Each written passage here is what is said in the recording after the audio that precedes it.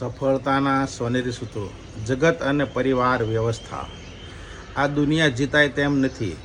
સૌ કોઈને તેના હાલ પર છોડી દો, કેમ કે દુનિયા દોરંગી છે અને માણસ બહુરૂપિયો છે. વેશ બદલનાર, ભવાઈ ભજવનાર અને સ્વાર્થી છે. માણસની શોભા તેના સદ્ગુણો અને સદ આચરણ છે. પરિવાર એ 7 સુરોનું વાજુ છે.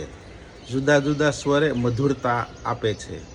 ચિત્ર વિચિત્ર સ્વભાવના કારણે એક સ્વરે પોતિકા હોય છે. પહેલાં ઘરની આજુબાજુ જ પાડોશી રહેતા હતા. આજે ઘરમાં જ પાડોશી રહેતા થઈ ગયા છે.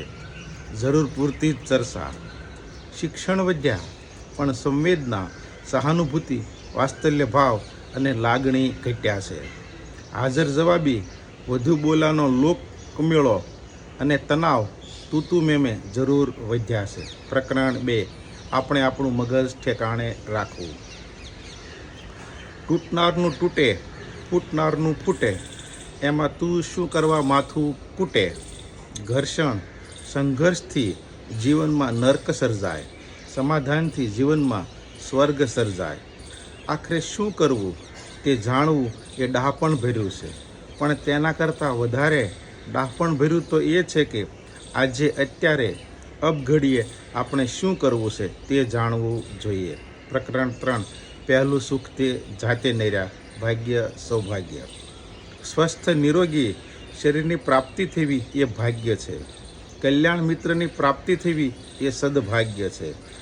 સદગુરુની પ્રાપ્તિ થવી એ તો પરમ ભાગ્ય છે. જેમ અગ્નિનો સ્વભાવ બાળવાનો છે, જળનો સ્વભાવ ઠારવાનો છે, સૂર્યનો સ્વભાવ અજવાળવાનો છે, પ્રકાશ આપવાનો છે. સદગુરુ અને માતા પિતાનો સ્વભાવ વિવેકનો છે, ઠારવાનો છે. પૂર્વકાળમાં પ્રજાનું પૂજાનું કેન્દ્ર સદગુણો હતા, સંસ્કાર હતા. આજે પૂજાનું કેન્દ્ર સંપત્તિ, સત્તા, સૌંદર્ય, પદ, પૈસો, પ્રતિષ્ઠા અને વૈભવ કહેવાય છે. અસ્તુ વિનુસુતરિયાના જાજા હિતથી જય શ્રી સચ્ચિદાનંદ.